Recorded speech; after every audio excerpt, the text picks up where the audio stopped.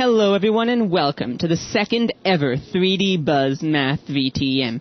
For those of you who are new to this series or new to 3D Buzz in general, and would like to catch up with all the 3D Buzz happenings, please feel free to tune into our radio show offered Monday through Thursday and downloadable at 3dbuzz.com. Just click on the BuzzNet radio link at the top of the page. Right, that lovely BuzzNet radio link. I've actually listened to a few of those shows. They're pretty good, but there's this really irritating guy named Zach who seems to just irk everybody who listens. So how's everybody doing? Again, this is the second lesson on the Math VTM series brought to you by 3dbuzz.com. My name is Zach Parrish. As most of you know me on 3D Buzz as Dark Viper 338. And with me this evening is my very good friend, Mr. Rob Rolnick. Most of you know me as Demondo on 3dbuzz.com. Which is what we're going to keep calling you all through this. And Demondo is once again going to be your personal guide into the deep, dark, scary world of mathematics. And he's going to be covering what we're lecturing over tonight, which is a bunch of cool stuff, but I think I'll let him do all the explaining in that regard. So what are we talking about this evening? Well, this evening we're going to be talking about variables and solving systems of linear equations. Sounds fun. But before we get into that, before we dive in, I'd like to offer a short errata for the first VTM. An errata? Yeah, Ooh. I goofed. And by the way, errata is just a fancy way of saying, oh, excuse me, we screwed up, thank you. As many of you pointed out on the site or through my email, there was a mistake on this very slide in the first lesson. Namely, we reversed the greater than and less than symbols. Now, don't reverse them again when you're trying to make up for it. I'll try not to. Greater than should look like this, and less than should look like that. Yeah. As Zach pointed out to me when he noticed, it's supposed to be alligator mode. Actually, you made the mistake when you put the slide together, and then I just walked headlong into it, and I just went right on and kept right on going. So show them what the number line would look like with a greater than 1 on it. Okay, if you wanted every number greater than 1, or every real number greater than 1, you'd have a 1, and you'd say every number greater than 1 would look like this. Oh, yeah, he got it. Almost screwed up again. Yeah, you saw that pause. I watched where your cursor went, and I was like, he's going to do it again. But no, so you'd have like every real number, remember the double struck R, greater than 1. And you'd make the little empty circle here, and it would be everything. Color everything else in. So that was your errata, which is our way of apologizing, saying, oh, we made a mistake. So with that, we can get right on into the meat of our lecture. Exactly. So what else are we talking about this evening, other than how we messed up the last video? Well, we're going to introduce our viewers to variables. Variables. Ooh, scary, freaky. We're starting to put letters into our math equations now. Right. You might remember there were some variables in the first lesson, but we didn't really explain what they were. We just kind of threw them in and said, don't worry. So now we're going to actually explain what a variable is, when to use it, how it's useful, etc.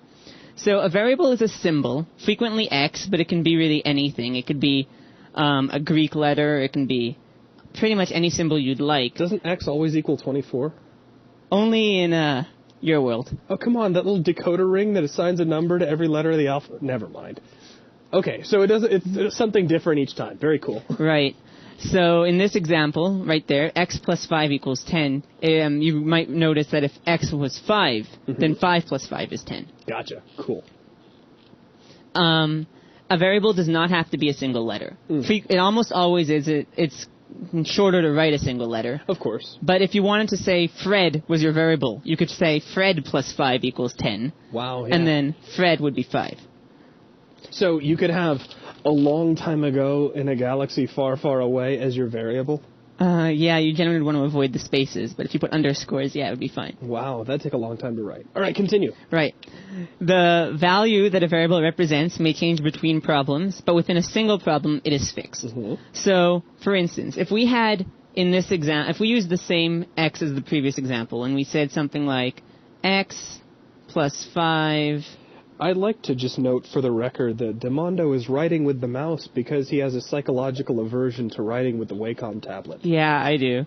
X plus 5 plus x equals 15. So if you're wondering why his handwriting is so bad, it's because he's using a mouse. And actually, for mouse writing, that's not bad. Hey, my hand is just as bad when I'm using the Wacom.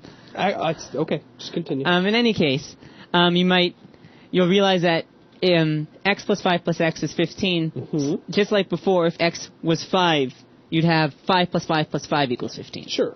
But let's say I had a different example, and I had x plus 7 equals 10. Ooh. That's a 10. Yeah, Then it took 11 for a moment. It did. In this case, x would be 3. Yeah. So within one problem, x is constant. It's always 5. Right. But it can be different in a different problem. Cool. Next, when solving for multiple variables, you need a minimum of one equation per variable. So there's two things to explain here. One is, why do I say minimum? Well, the reason I say minimum is because if you had 3 equations, but through manipulating 2 of them, you could generate the third, and I'll explain how later, don't worry just yet. Then your third equation, since you can generate it from the other 2, isn't telling you anything new. I gotcha. And therefore, if you had 3 variables, those 3 equations won't let you solve for all 3. All right. And the other thing to explain is why I say you can only solve for one variable per equation. Well, look at this example. We have x plus y equals 7.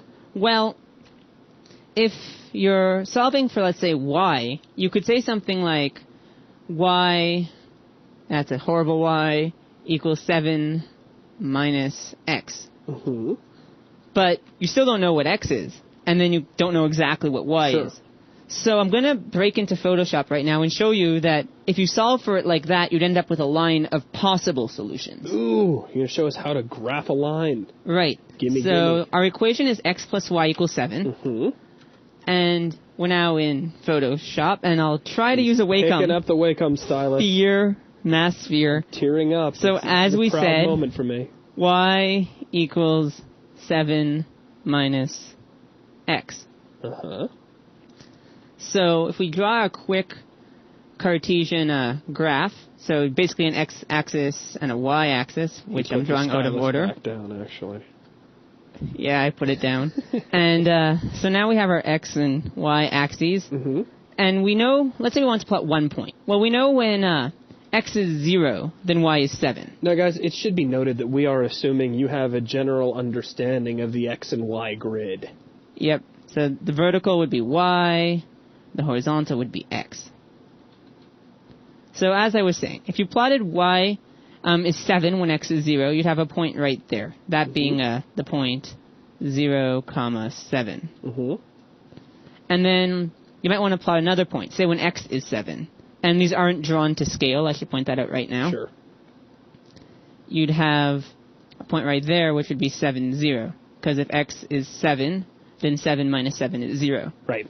And as you plotted all the other points, you'd get a line that would go exactly through there. Oh, go ahead and see if you can draw one. With my hand? I challenge you. Do it. Okay, we'll try. That should be straight. It's not exactly straight. Right, but we get the idea, because you could just keep right on going. And that would be the line y equals 7 minus x. Groovy. That is awesome. Right. So, as you can see, with 2 variables and 1 equation, you can solve for a line of possible solutions, but not a single solution that satisfies both x and y. Sure. Very cool. So, nuke this and jump back into PowerPoint. So, and finally, the final point is that sometimes multiple values may satisfy a variable. Gotcha. So, in this example, if you had minus 9, or if you had 9, both would satisfy x. Right, because negative 9 times negative 9 is going to be 81, same as 9 times 9. Right, exactly.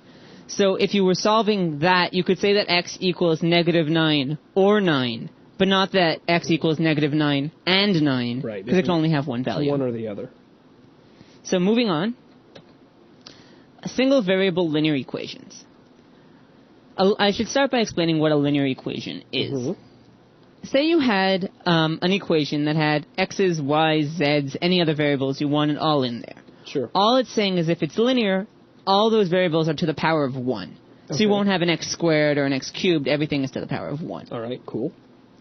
So anyway, when solving single variable linear equations, the goal is to isolate the variable on one side of the equation.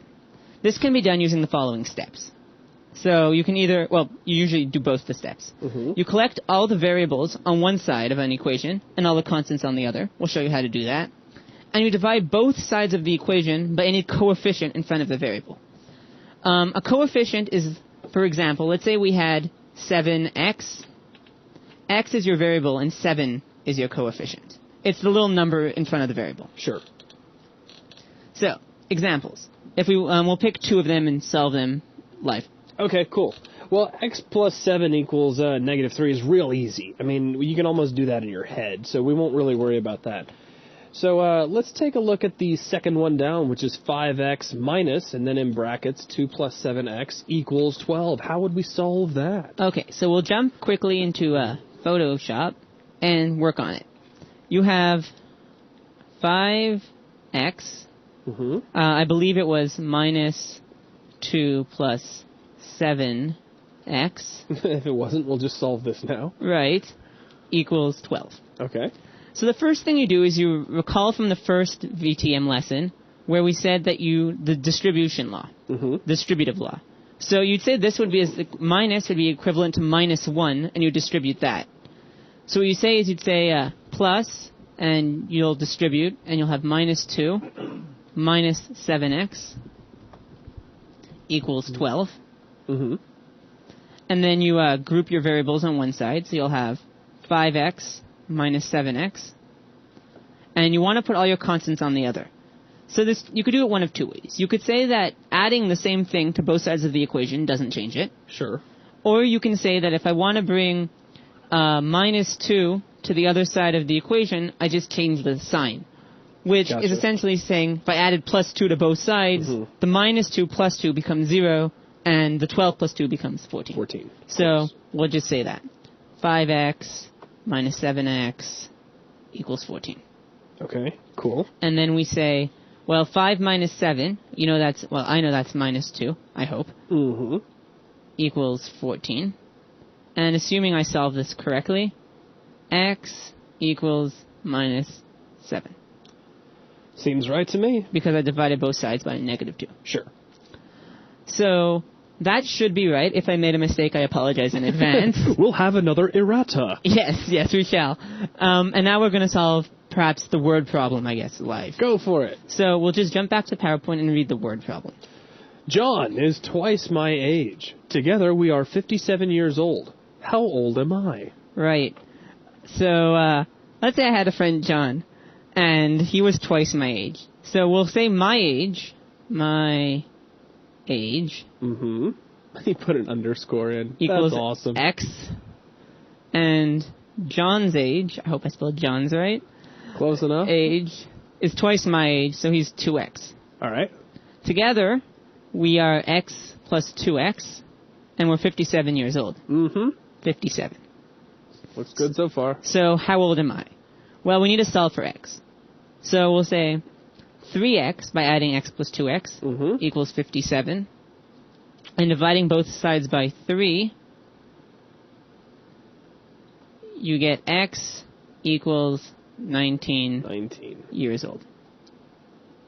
Horrible cursive, but years old. That works. So you are 19 years old, and your buddy John is 38. Exactly. Cool. I like it. So now that you know how to solve systems of linear equations in one variable, we'll move on and talk about systems of linear equations in multiple variables. All right. So systems of linear equations basically means you have several linear equations. So not 1, maybe 2, 3, 17, it doesn't matter. Gotcha. And when solving systems of linear equations, you start basically the same way as before. You put all the variables on one side and all the constants on the other. And then you can solve the system using one of the 2 methods outlined below. There are others. We might talk about others later, but for now we'll stick with these 2 methods. Okay. The methods are addition and elimination, or substitution. So addition and elimination is really, really simple. Zach can read the slide. Okay. This technique involves multiplying an equation by a constant and then adding this new equation against the other ones in order to reduce the number of variables present. Right. So I'm going to jump to Photoshop and use this example to show you how it works. Gotcha. So we had two systems, we had two equations in our system of linear equations. Right. We had 4x plus 2y equals 5. Wow, kind of lopsided. I'll just fix that. There. 4x. Look at you. Plus 2y equals 5, as I was saying. Gotcha. And 2x minus 4y equals 9. All right. So the goal, of course, is to solve for both x and y. Mm-hmm. So what we do is we can do it in many different methods. I'm going to do the first thing I'm going to do is say, hey, we've got a minus 4y here. Right. So if we had a 4y, positive 4y here, and we added, we'd have 0y. Sure. So I'll start by multiplying the first row by 2. So if you multiply the whole first row by 2, you'll get something like this. 8x plus 4y equals 10. Gotcha. Because you just go term by term and multiply by 2. So you haven't really changed anything. No, because if you divide it by 2, you'll have the exact same thing you had before. Sure. And now we still have the same second equation. Minus 4y equals 9. Mm-hmm. And now if we would add the 2, so we're just going this side, we're essentially adding them separate. So imagine if you add all this side, right, and then you'd add all this side. Okay. So you'd get 10x plus 4 minus 4, so that'd be 0y, right, equals 19. X equals 19 tenths. Gotcha. And then once you know this... Or 1.9. Right. 1.9 equals 1.9. Once you know this, you could solve the other one using a similar method, or you can do something else, which is what I'm going to do. I'm going to say, we know that x equals 1.9. Mm-hmm. So 2 times 1.9, basically I'm plugging x into this equation here. Sure. That one right there, if you can follow the cursor. Minus 4y equals 9. And now it's getting really messy, so I'm just going to jump up here. And we'll have 3.8, I believe. Mm-hmm. Minus 4y equals 9. 9 minus 3.8 is 5.2, I think. Mm-hmm. So minus 4y equals 5.2. And y equals minus 5.2 over 4. And I'm not going to, but if you wanted to test that this makes sense, you could plug both of these values into the first equation and make sure it works. Because it should work in the second, because that's how we used to solve it. So if you plug into the first and you get 5, if you plug x and y in, then you know we solved properly. Gotcha. Very cool. Okay, so that's the addition and elimination method. You'll see how we added two equations to reduce the number of variables by 1, by getting rid of y. Right. The other option is substitution. The trick in substitution is that you solve for, let's say, y, and then you plug whatever y is into the first equation. Okay, or cool. second equation, depending on how you solved. Sure. So these are the same equations as last time, and hopefully we'll get the same results. All right, cool. If we don't, we'd screw it up somewhere. So jumping into Photoshop, we'll show the substitution method now. So again, our equations are the same. 4x plus 2y equals 5, I believe. And 2x minus 4y equals 9. So you can solve for by isolating either x or y. I'm going to say that I'll isolate x, I guess, in this equation down here. In this one, we'll isolate x. So we'll get 2x equals 9 plus 4y, because we added 4y to both sides. Sure. And we can divide everything by 2 to solve for x, or we could simply say that 4x is 2 times 2x equals 4x. Ooh. So I'm going to do that. All right. And then say that we know 2 times 9 plus 4y plus 2y equals 5. Gotcha. And then 18, because 9 times 2 is 18. Yeah. Plus 8y plus 2y, so I'll just jump a step and go 10y equals 5. Then 18, I'll do it like that. 18 minus 5 is 13 equals negative 10y. So basically I just brought this over to the other side, the 10y over to the other side, and the 5 also over to the other side. And then we know that y equals negative 13 divided by 10, or negative 1.3. Yeah, which is the same thing we got on the other side. We just didn't take it to that final step. Right. Very cool. And using the methods we showed prior, you can now solve for x. We're not going to do it again. Right, exactly. Very cool. And although it's been a short lesson, that's the end of this one. Cool. And here are some examples for you guys to practice with. All right, so yeah, just pause the video, jot those down, and see if you can't churn those out. So with that's going to wrap up this video. I'd like to thank everyone for watching, and thank you, Demondo, for all of your work. No problem. That'll be it. Thanks a lot, guys.